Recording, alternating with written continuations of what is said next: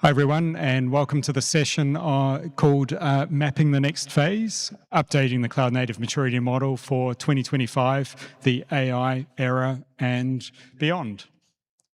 I'm raising my hand because the clicker does not work from this distance and the laptop's down the back. So if you see me raising my hand, all it means is next slide, please. Thank you, sir. Great. So my name is Simon Forster. I'm a CNCF ambassador. I work in the City of London. I'm a contract technical architect. I work in financial services. And I'm Danielle Cook. I'm also a CNCF ambassador, and I'm a senior PMM at Akamai in the Cloud Technology Group. And also, we run the Cartografos Working Group, which is his fault for naming it that. So just so we're all clear. And the reason we are speaking to you is because we maintain the Cloud Native Maturity Model. We wrote it, we maintain it. So just that's that. And now over to you. My name is Robert Glenn. I am not a CNCF ambassador yet. We have a bird or a bat flying around? Okay. I hope to be an ambassador soon, but I'm an entrepreneur. I'm CEO of Copacetic. We build agentic technology for use with virtual meetings.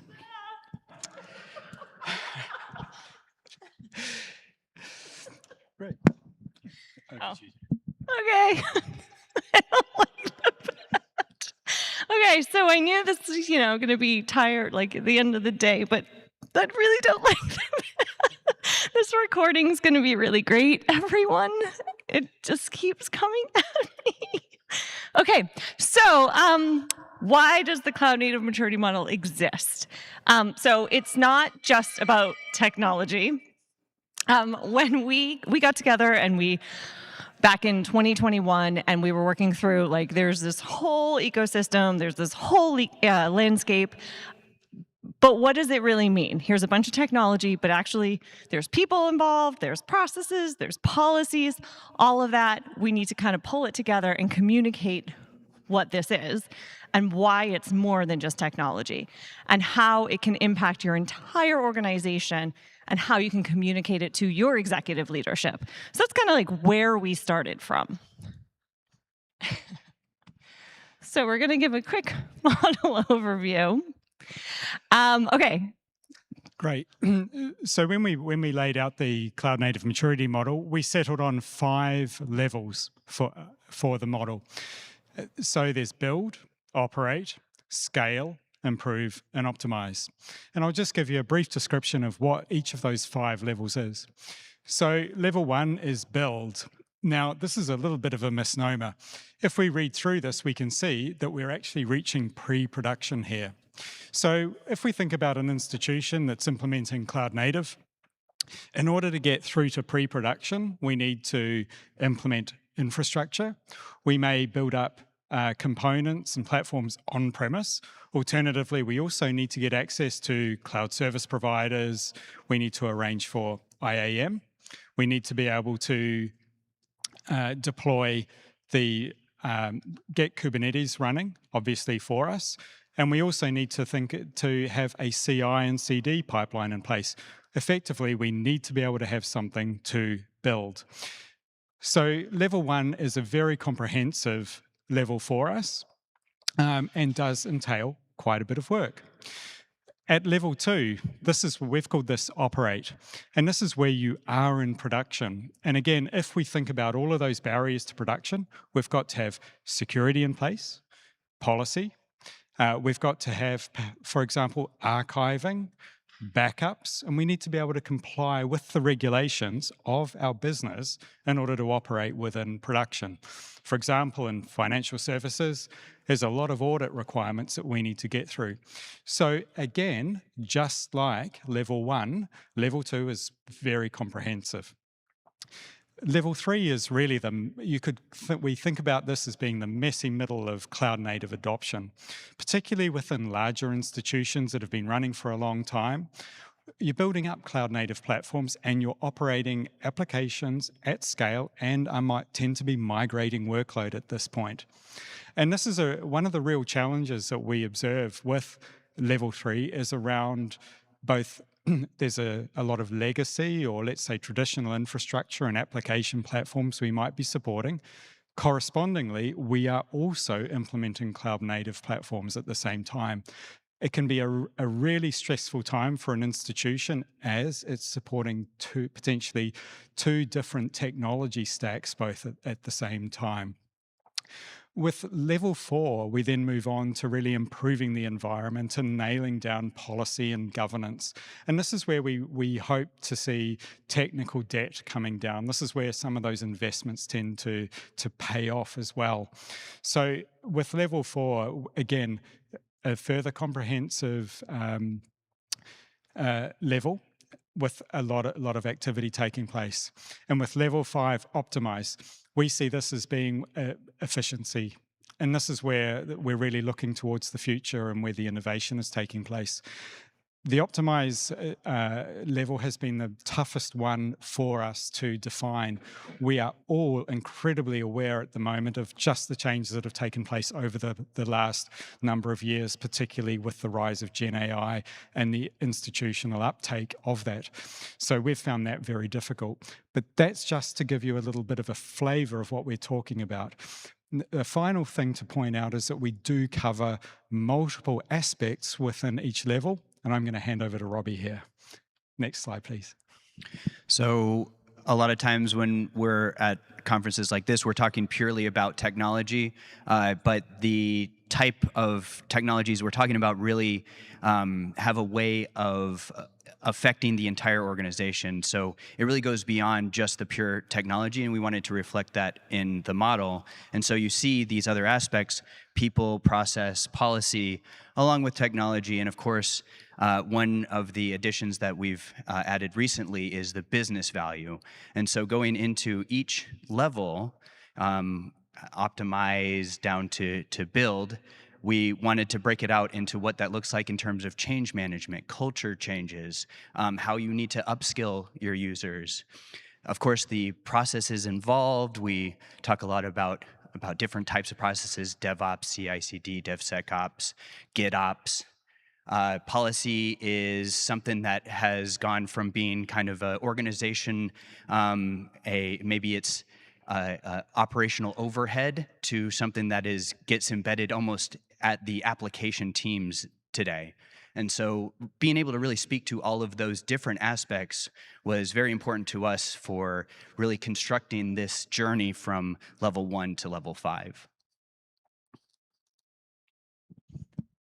Okay, so we decided, because we originally wrote this in 2021, we've been updating along, we wanted to check in and ask people who are using it or part of the ecosystem, like, where are you in your maturity?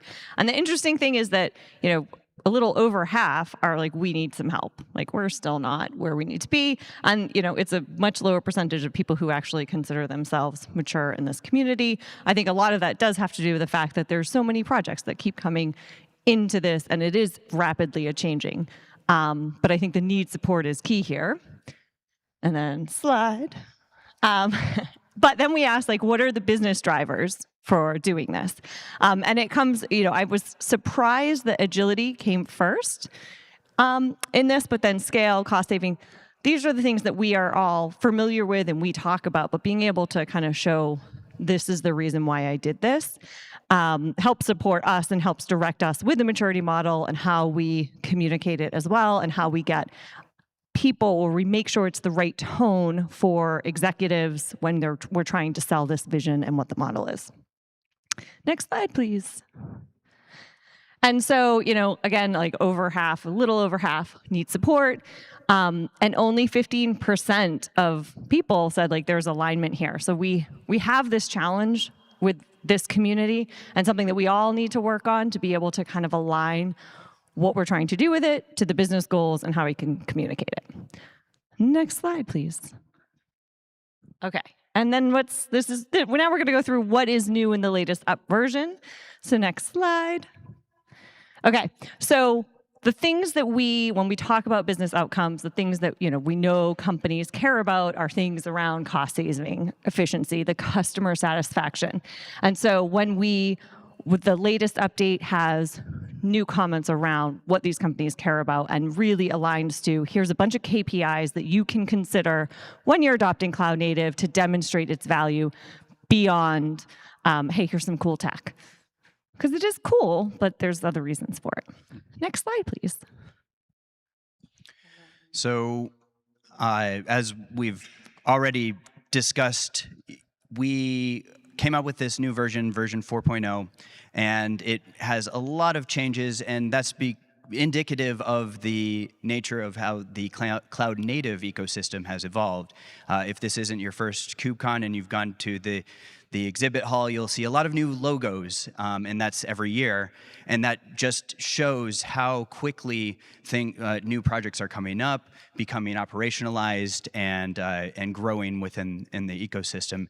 We felt like we were being left behind a little bit, and we wanted to get up to speed with what is really going on in the industry these days. So you'll notice that if you're familiar with the maturity model and you look at the new version, you'll see certain topics have shifted to earlier stages. For example, a big one was GitOps.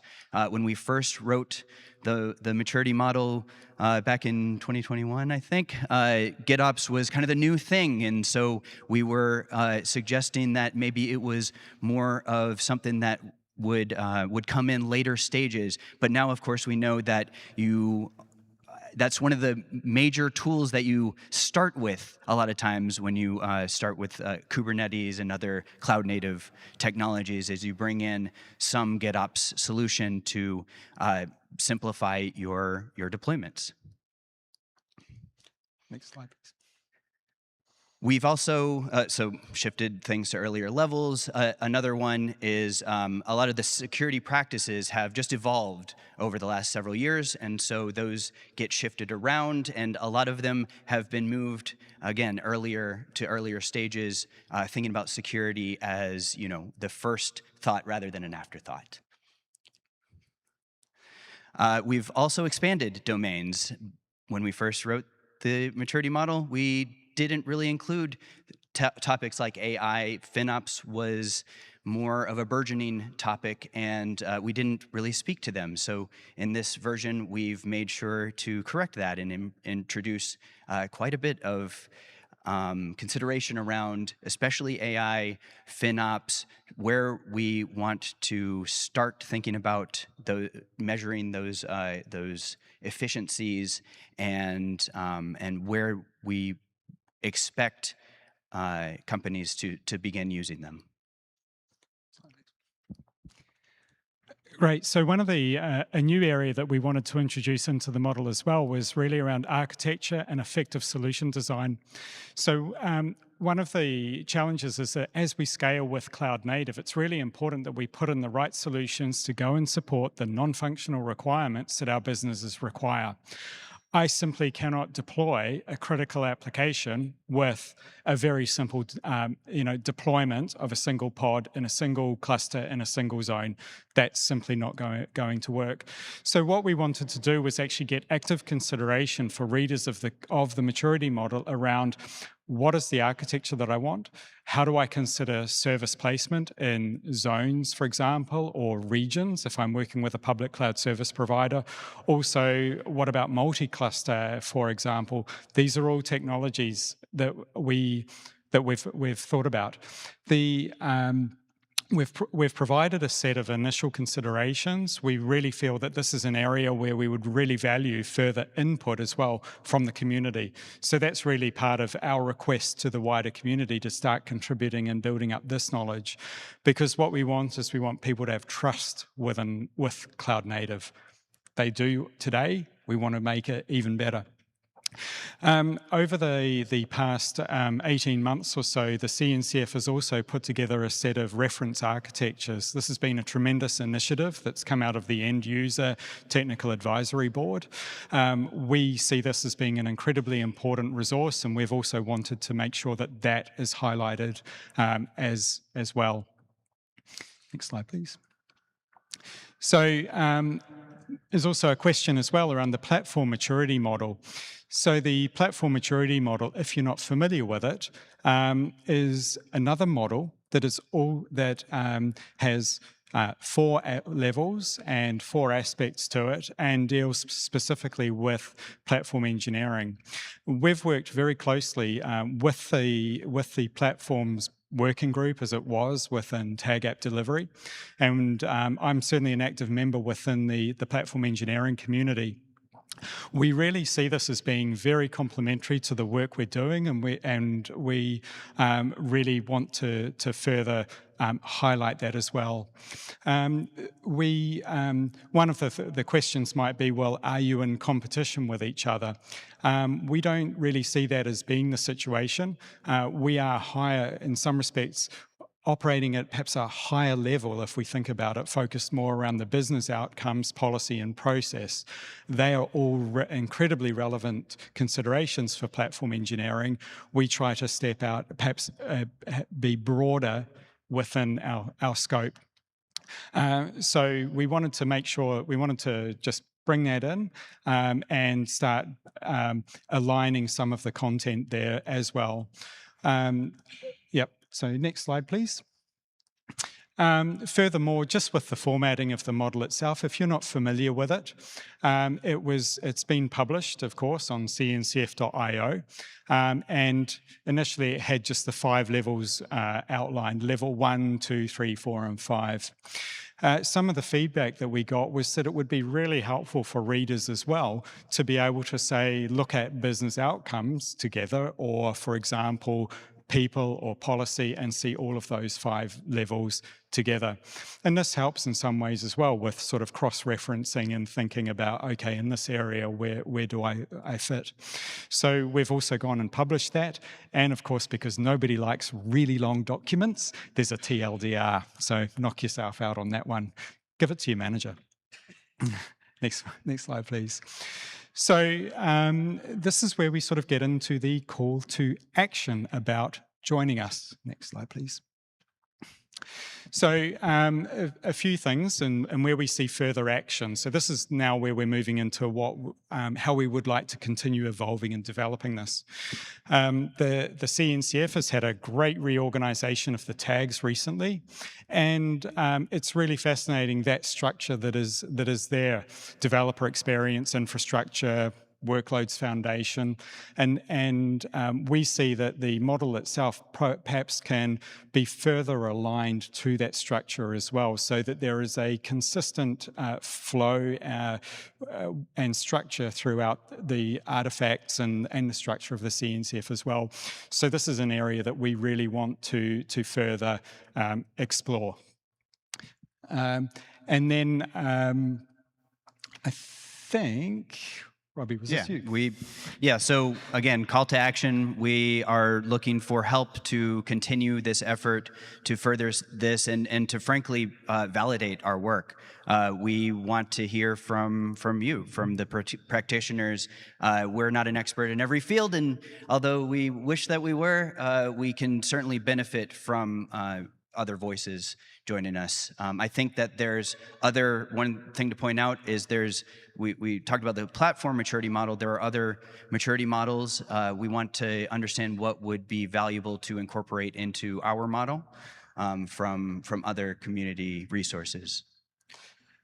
Just one point as well to add on to this. You'll see that there's an assessment tooling section there. So one area that's been great to see within the platform engineering space has been the creation recently of an assessment tool against the platform engineering maturity model. We're really keen to see what can we adopt from that initiative, and how would we consider putting together a framework.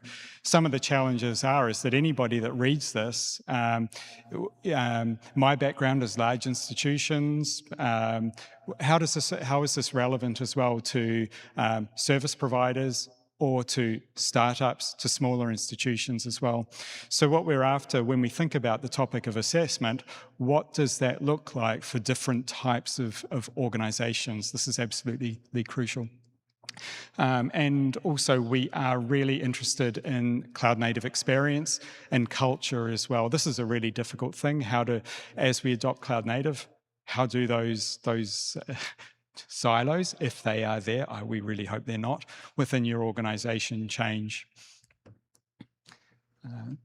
Next slide. Yep.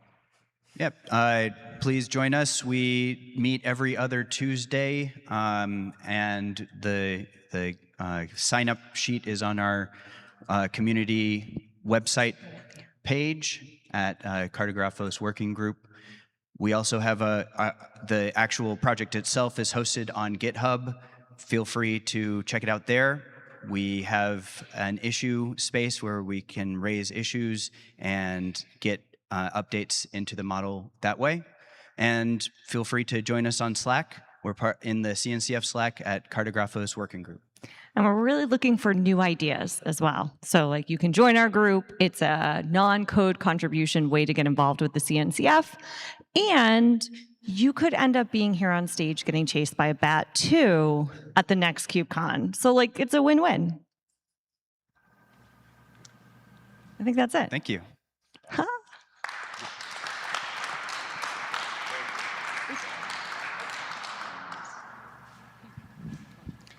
We've got some time for questions, so if anybody has any questions, please feel free. I think I'm going to derail it, so you go ahead. All right. All right, he's going to derail it, so I'll derail it more before he gets up. Have you looked into any of the NSF's initiatives, specifically around I-Corps? I know it doesn't sound really like lively. CORPS, and National Science Foundation. I don't think we've looked at that specifically, no, but that Okay. sounds like something we should. So looking at this from, like, I'm a sandbox, I represent a sandbox project, and I work for IBM Research, and one of the things I get a lot of support up until the point of where I have user adoption, right, and partnerships. So that's where I'm struggling right now. I'm at that gap, right? So one of the things that, I've been helping a couple of universities with is digesting the information that's available through the NSF, especially through the I-Corps curriculum that they've designed, is to recognize the problem space or look for the challenges before you start coding. And so I'm wondering it sounds like you're interested in adoption of cloud and cloud native. And I'm wondering how that bridges down to the level of folks that are entering into the CNCF landscape from the sandbox perspective, right? How does it come full circle? And what can we benefit from your work to help us identify problems and challenges that users actually have before we start coding? Like, build it and they will come does not work, right? I'm here to profess. So I think if I understood the question correctly, so and we talked a little bit beforehand, so I cheated a bit. So you have an open source project, and it's like, well, it's solving a problem, but how do we get it so that we align it to the maturity model and can help grow adoption to say, like, hey, if you're running into this problem, here's an open source project that could help you within the CNCF landscape?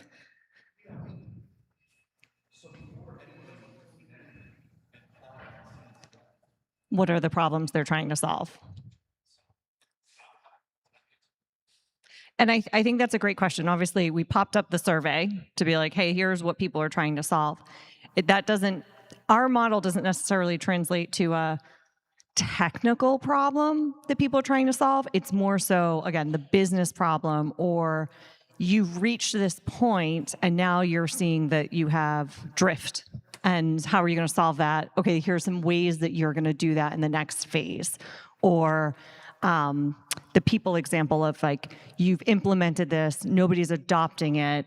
Here's how you need to go about change management in this phase. So it's not prescriptive in, hey, here is the very specific problem at this stage. Although I think there are some mentions of, like, you're going to run into these problems in these areas. So I think it's something that we can absolutely get better at and include, and would love you to join our next call so we can talk about that. Amazing. Yeah. Yeah, I would very quickly add to that. I think this is a really interesting area of exploration, and I think we would love to get your insight as well, because if you identify something that you would like from us, that's something that we can look to further expand on. and if necessary, reach out throughout the CNCF in order to try and help there as well. So this is a great thing of like where we can work together.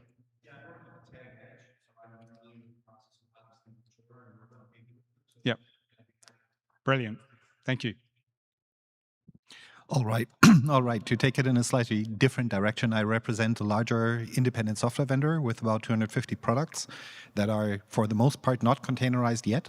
But I think I convinced my colleagues that Kubernetes is the future, and we want to go there. So apart from any technological challenges, one thing I haven't really seen, this is my first KubeCon, so what I haven't really seen is like a vendor community and best practices, how to provide applications to customers who want to run them in their clusters. And like, I mean, I have a long technical background, so I know how to do this on a technical level, but I really want to give the customers a thing that they can use that works as they would expect it to work. So really best practices and fits into their model, and not prescribe something where their security team says, no way you're going to run it like that, and then we have to change the product. That would be a really bad outcome. So the question is, are you aware of any CNCF activities in this field? Is that something you would say could be interesting? Should we try to get involved? Yeah, so first off, I'm not aware of CNCF activities myself around that specifically. And I would say absolutely yes. We would love any insight that you can provide. I'd probably say similar to the previous topic. We see this as being a great opportunity to work together, because we want to make cloud native ubiquitous. That's what we are all here for. And and any guidance that people producing projects or software for users or institutions, very welcome. Thank you. I would add to that, because I want to, that we're in the maturity model, we're vendor agnostic, we're trying not to endorse projects because they change all the time. And, I think the CNCF, it's open source, all of that. But it sounds like, to me, you're looking at a replicable platform that can roll out and people can self-service and use a little bit, maybe? No, not so much. Back to the mic. So we have a SaaS team that like runs products. That's not what I'm talking about. It's really, we have a lot of customers, for whatever reason, need to run on-prem or at least in their own cloud accounts. So we need to deliver our products to them so they can use them ideally without having to fiddle too much. So I really want to give them something that they look at and say, yeah, I know how to run that. I don't even need the documentation, basically. That would be my ideal scenario. Okay, that's not where I was going with that answer. So, but you should join our meetings and we could talk about it more. Hey, so the question I'd like to ask, which I'm not going to, is what exactly is the purpose? Like, what do we see as the purpose of this maturity model? And it's an unfair question because it's open-ended, and one question and one answer isn't going to work. So I'll be a little opinionated and say I come from the defense space, long history of maturity models, capability maturity model. We were the first CMMI 5-level organization before everyone realized that was actually a terrible thing. And that actually spawned a lot of the agile wave. So I ask what the purpose is because the language of maturity models, the language of taxonomies, levels 1 through 5, which are sort of arbitrary or driven by intent rather than by data, and the language of assessments all drive away, in my experience, they drive away from providing value and drive towards evaluation. And when a measure becomes a target, it ceases to become a good measure, right? Goodhart's law, the classic challenge. So I see a lot of value in providing if you are doing this, then here are some practices to evolve to and a pathway to go. But a hierarchical level 1 through 5 maturity model, unless it's done very carefully and the goals are done very carefully, feels like it would drive people towards assessments. And my goal is to get to 5, whether that's a good idea or not. Thoughts on that? I think that's a really good point. when we created the model, we were trying to say, or we've said in it, this might not be exactly where you're at. And we accept that. And then it would be great to get input as to what is happening. I think the big thing, when I consider the purpose of it, is that if I'm at my organization, I say, hey, we're going to go cloud native, we're adopting Kubernetes, like now I want to, use this project and that project. People higher up who don't necessarily work at the tech all the time, they don't know necessarily what that means or what that means for the organization. And so it's meant to be more of a guide of, if you are doing this, you have to consider people and how they're going to react. And if they're going to react this way, maybe in the beginning, but then hopefully they learn to love it. And if they don't, like maybe you shouldn't move on yet, or you're going to do trial and error and POCs at this point. And if you're not successful here, don't move on, because you're not going to be successful in the end. So we definitely don't want it to be prescriptive of you have to measure all of these things. And we tried to word it that way and include it that way, but would love any input, like reading through it and then coming back to us and going, you were too prescriptive. That would be great to have that feedback. Yeah, I appreciate that. And one follow-up to something to look at. Have you looked at any of the inner source material? Because they have a patterns and practices guide, which I think is sort of in keeping with the goals you're trying to achieve. If you see this problem, this is how it manifests itself, and here are structured ways and case studies of how people have gotten past it. But it's not a hierarchy that says I can achieve level 5. It's here is a set of practices that when you encounter them, it allows you to get help as to where to go next. And that may be a framing that might be helpful. Yeah, thank you. Thank you very much for that. Probably just, sorry. Oh, okay, great. I think we're actually out of time, so I do apologize for that. Love to continue the conversation, and also I've got a historical perspective on how this artifact arose as well, which might also help. So thank you all again for sticking out through to one of the very last sessions after a very long conference and being patient with our bat. Yeah. We'll Down leave it in the there. back Thank cave. you.